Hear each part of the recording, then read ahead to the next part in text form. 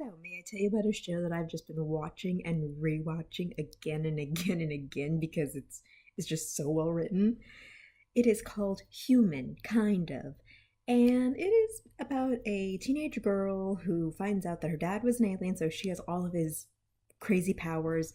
And yeah, it's a wacky show that has her dealing with them, how sometimes they just splurt out of nowhere, sometimes she just like kind of dives into them, and it's treated great. It's just so great. It's so well written. It's really kind of like if Daria and Rick and Morty had a baby, this would be that show. How can I say that? How can I compare two such marvelous shows onto this like very short animated series that plays on Facebook of all things? Let me explain. We have Judy, our main character. And yeah, Judy is a nerdy girl, and she's a very rootable character. She's very likable. Okay, she's very low maintenance while also a very passionate character at the same time, and she walks along that tightrope of someone you want to aspire to and somebody you can totally sympathize with, like not too preachy but still a likable character. It's nice. I love when she loves her powers. I love when she just freaks out about them. And I love that she's smart enough to deal with them. Apparently, in the beginning of the series, she has always been kind of just a science girl. She's been a brain. And that's all very, very pleasant. But really, the joy of this show is her support team, her best friend and her mom. And they're so funny. Oh my god. Okay, so her best friend is this chick named Corey, and she's very, of this age and all of that. She's a comic book chick, has super short hair. I can't tell if her hair is blue because she dyed it or because it's an animation thing. I hope it's an animation choice like Coraline. But yeah, it's great. She's wonderful. She is so excited to have an alien best friend. She takes it so well. It's like a dream come true for her, and she's loving it. She can kind of be a useless best friend. I mean, she's always there for Judy, but her commentary is mean, but always very funny. So yeah, she's a good character. I really love rewatching the one special episode where it's about her, and it goes back and forth from her comic book world to what she's actually doing in real life because she's trying to play her comic book version of herself to the core.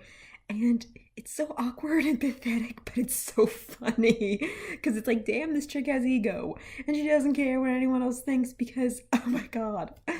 Yeah, it's amazing. And it's also sweet to hear one girl tell another girl, I love you, but it totally be platonic. It's like, yay, girl friendship. And that's what I really liked about Daria. How Jane and Daria had their friendship. Oh, it was so sweet.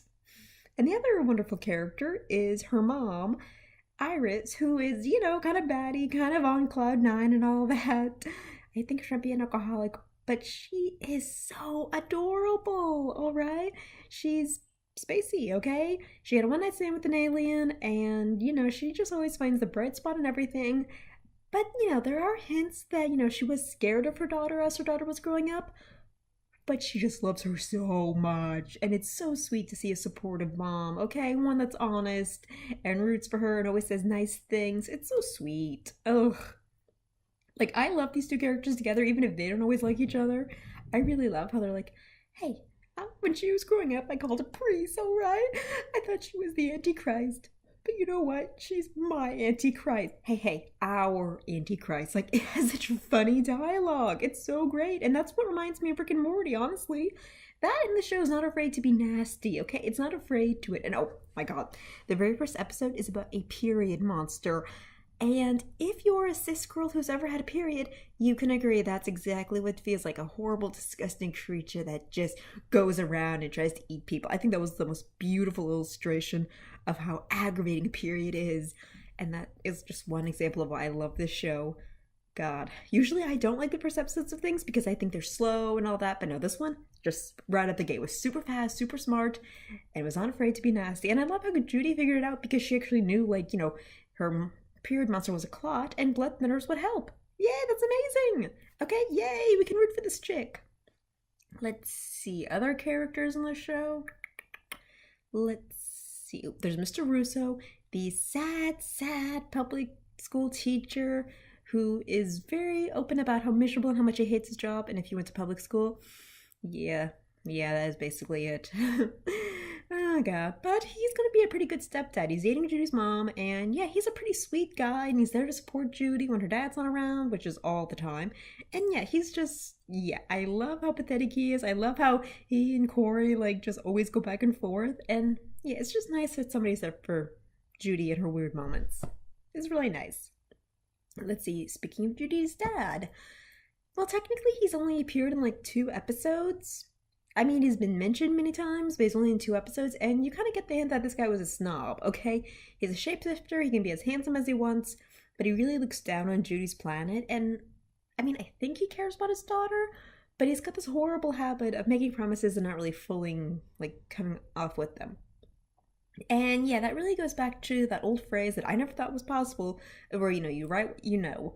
If you cover it with some alien fun, you can still make the emotional like trauma of parents being disappointing and selfish. Yeah, it's beautifully done, kind of like Rick and Morty. And again, it's just not afraid to be gross.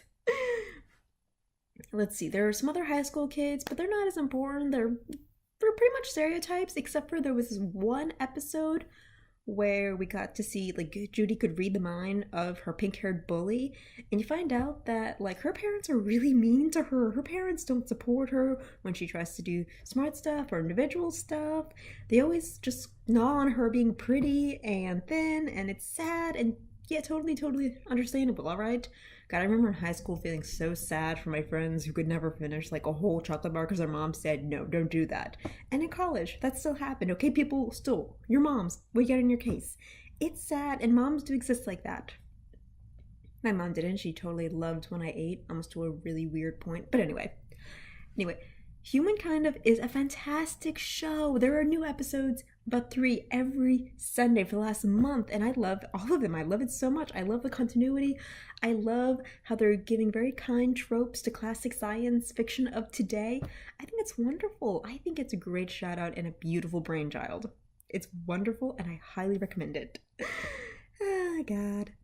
I don't know how long this is gonna last, but I'm not even thinking past that. I just want to like keep seeing more. I'm like super excited for Sunday because I have to see more episodes of this.